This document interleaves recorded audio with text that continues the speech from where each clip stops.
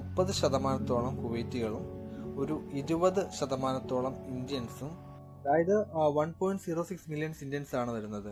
കുവൈറ്റീസ് എന്ന് പറഞ്ഞാൽ 1.56 മില്യൺസും, ഈജിപ്തുകാർ ഏകദേശം ഒരു 6,67,000 വരുന്നുണ്ട്. പിന്നെ ബാക്കി അതർ കൺട്രീസാണ് ഇവിടുത്തെ പോപ്പുലേഷൻ എന്ന് പറയുന്നത്. ഓക്കെ, അങ്ങനെ നമ്മൾ മീനൊക്കെ പർച്ചേസ് ചെയ്തു. ജസ്റ്റ് പുറത്തേക്ക് ഇറങ്ങി റോഡ് ക്രോസ് ചെയ്ത് ആൽക്കോട്ടിൻ്റെ തന്നെ മാൾ ഇവിടെ സ്റ്റാർട്ട് ചെയ്യുകയാണ്. അപ്പം ഞാൻ ജസ്റ്റ് ഈ മീൻ വാങ്ങി കവറിനകത്താണ് മീൻ മേടിച്ചത്.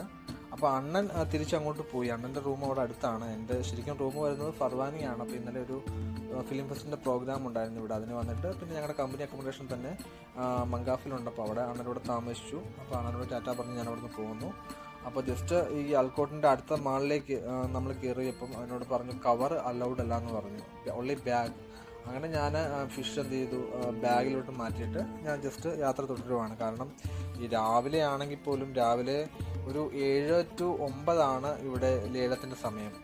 അപ്പം ഈ രാവിലെ ഈ സമയത്ത് തന്നെ ഇപ്പം ചൂട് സമയമായതുകൊണ്ട് തന്നെ നല്ല ചൂടാണ്. അപ്പോൾ ഈ മെയിൻ റോഡിൽ കൂടെ നമ്മൾ നടന്നു പോകുന്നതിന് നല്ലത് മാളിൽ കൂടെ കയറി നടന്നു പോകാമെന്നുണ്ടെങ്കിൽ നമുക്ക് കാഴ്ചകളും കാണാം, രാവിലത്തെ ചൂടിന് രക്ഷപ്പെടുകയും ചെയ്യാം. അങ്ങനെ ജസ്റ്റ് ഞാൻ മുന്നോട്ട് പോവുകയാണ്. അപ്പോൾ രാവിലെ സീസൈഡ് വ്യൂ ആണ്, ആൽക്കോട്ടിൻ്റെ സീസൈഡ് വ്യൂ ആണ് നമ്മളിപ്പോൾ കാണുന്നത്. അങ്ങനെ കാഴ്ചകളൊക്കെ കണ്ട് നമുക്ക് നടക്കാം.